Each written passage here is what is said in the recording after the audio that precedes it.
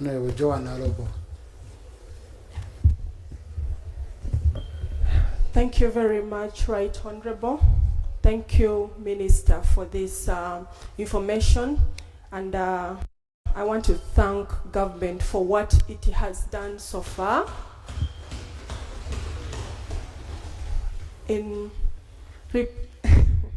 bringing back our people from South Africa to Uganda.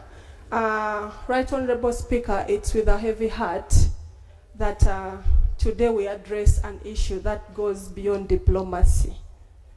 And it's an issue of human dignity, African solidarity, and our responsibility as a nation to protect the lives and welfare of Ugandans within and outside the country. Thank you very much, Mr. Minister.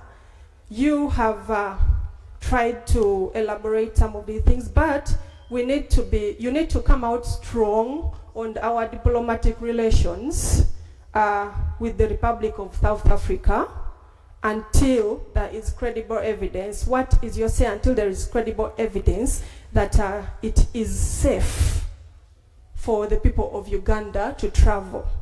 There are many questions that are coming in that the people who are already scheduled to travel, what assurance do you give Ugandans who have that inevitable program to get to South Africa and their safety? Honorable Minister, we also need to understand many of the families in Uganda of the people who have been brought back are making several calls and wondering why they are not able to see their people. In the instance that many of the people who have been brought back, or all, if I'm not mistaken, are being taken to Kyankwanzi.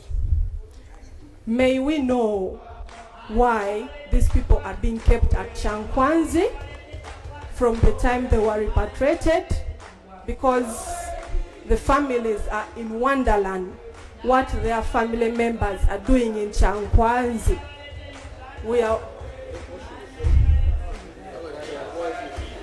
We may have to know whether all are cadres or it's a training for the NRM leadership, something, so we get to tell the public what is happening in Kyankwanzi. You also need to come out very strong on the total loss to Ugandans to be compensated. If we remember very well, when there was an issue in South Sudan, the Ugandans who lost their properties and everything was compensated by the government of Uganda. You need to come out very strong, the compensation schedule, or what is the compensation you're going to give to these people that you have brought back. Many of these people had businesses in South Africa. Bringing them back to stay at home, we need to know how we are going to manage the people who have come back because they've left their businesses there.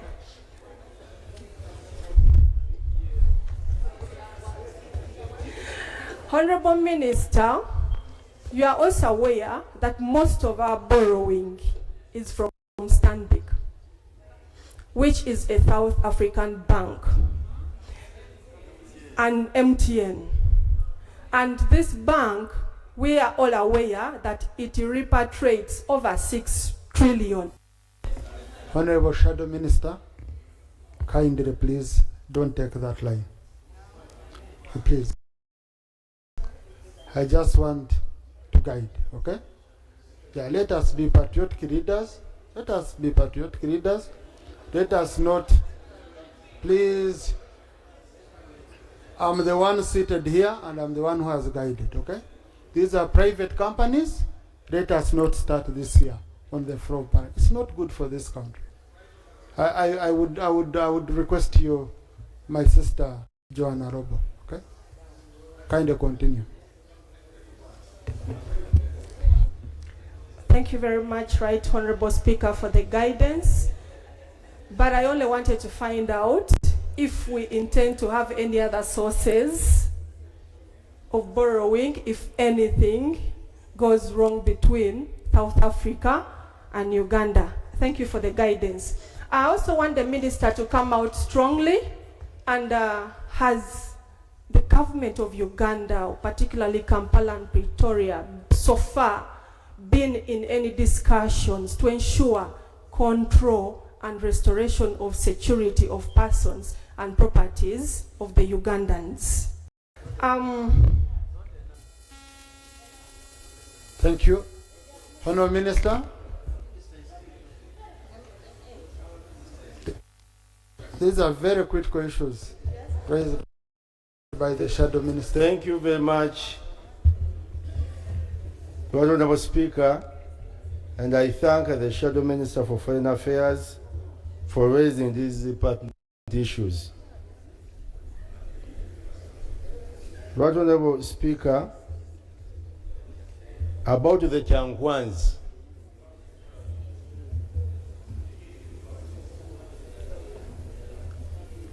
Yes, because she raised. Honourable, don't respond to people from the side. It's remain on the script. Thank you, Right Honourable, for the protection. Because the member said that people went to Kyankwanzi and their relatives cannot access them. So this is the point I'm making. Right Honourable Speaker and Honourable colleagues, when the first group arrived at Entebbe, they indeed requested to have a meeting with the president. Yes, and I informed the president and he accepted. But you know, we have been bringing these people in bits. So we agreed with them that we need to have a one holding ground so that they go, but as we continue talking to them, because you see, these people have been traumatized. And now talking to them is like a therapy.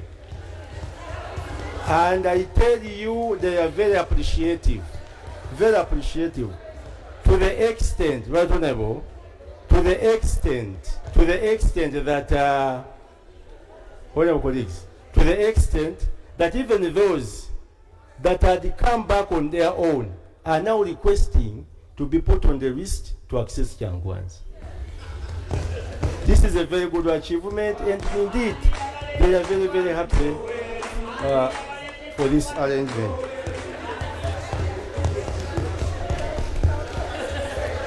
Right Honourable Speaker, the Shadow Minister also raised issues to do with these companies of ours that are here. You know, honourable colleagues, Ugandans... Honourable Minister, she did not. She did not. It's you raising it. Thank you very much, Right Honourable Speaker.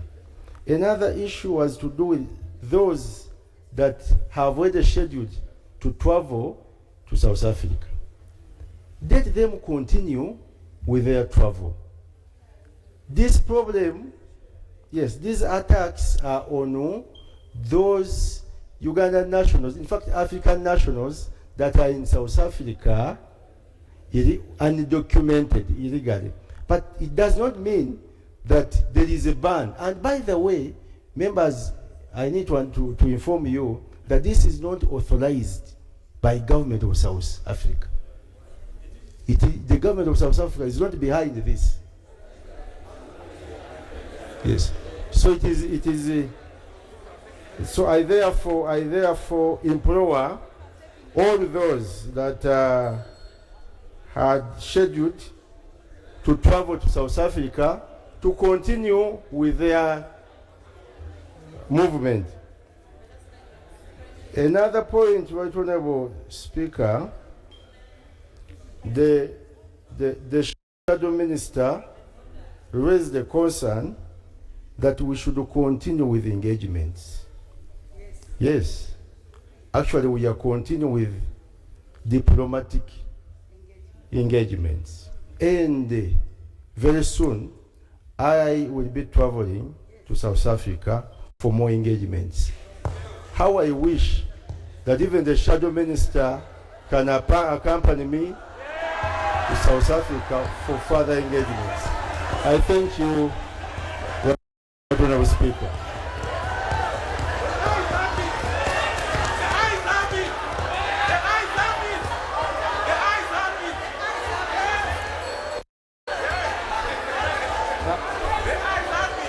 Order, honorable colleagues.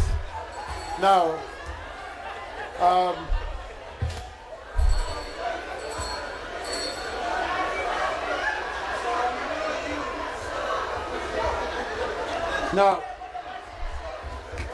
so honorable colleagues, diplomacy is not conducted on emotions. And in this house, we never open much debate on issues of diplomacy because we know how delicate they are. But the Honorable Musira John, I saw him saying he had lost a child, was bad. Honorable, I want to give you an opportunity. You're the only one I'm going to allow on this. And I request you, Honorable, I know, don't allow emotions to get ahead of you, and the diplomatic route, allow it to take its course. And you know we talked yesterday. Most obliged. Thank you. My right, Honorable Speaker. In line with what has happened to our dear Africans, sons and daughters, and in line with our Constitution, especially Objective 28, with our international relations, and the government in power, one of the 4 principles is about Pan-Africanism. We do understand, right, Honorable Speaker, that our brothers in South Africa ought to have understood this.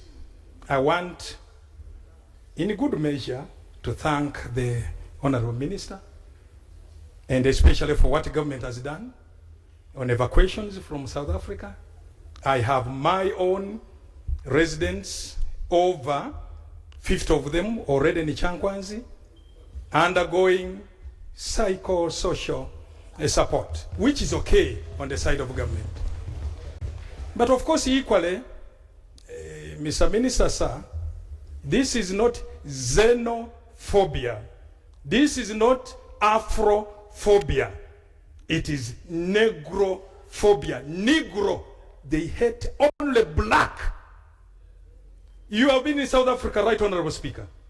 In all these places. You are aware there are some illegals who are white, Arab, Indian. They are going for only and only anybody with the Rasta skin like mine. That cannot be tolerated, certainly. But we want also to say, before you, and at an appropriate time, of course, I will lay on table one of the deceased, one of those ones murdered by these vigilantes. Parliament can see, and it's not good.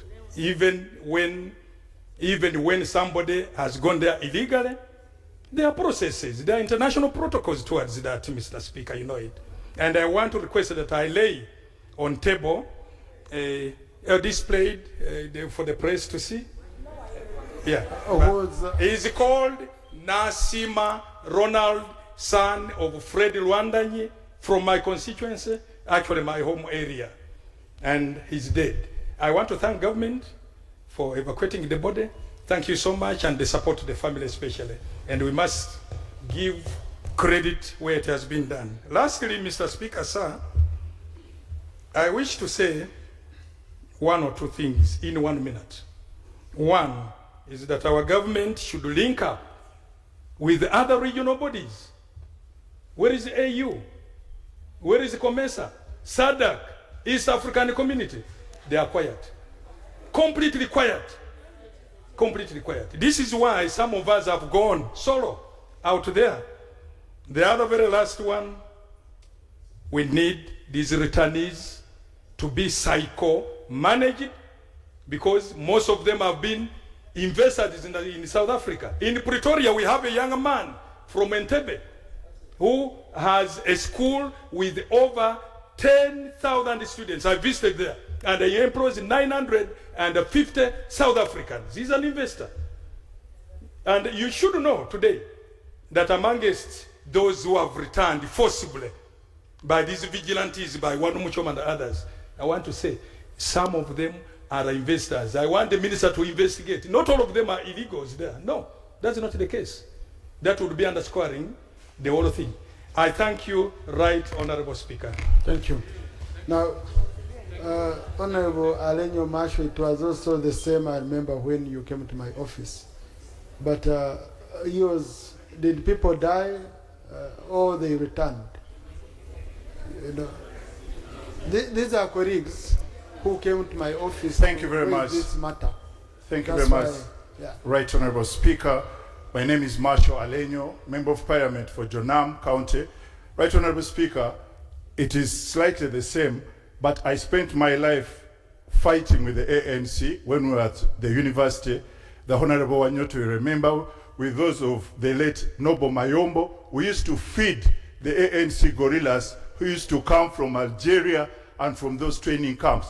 This is not the South Africa we expected. But that said, we now have a group called the March and March Group. We need to designate it as a terror group against all the Africans in the whole continent, because this March and March Group is only targeting Africans. Secondly, on the issue of the evacuation of Africans from South Africa, the name of General Kainerugaba, the commander of GDF, has not come out properly. This operation was single-handedly sanctioned by the CDF, General Muhoozi Kainerugaba. I wanted this House to applaud that patriotic effort of the General Muhoozi, who single-handedly went for our people in South Africa. So I thought to put that in order. Thank you very much, Right Honorable Speaker.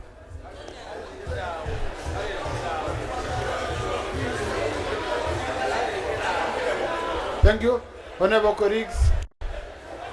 I picked, honorable colleagues, I picked one NRM, one opposition, one independent. Thank you, Honorable Minister. Keep us updated.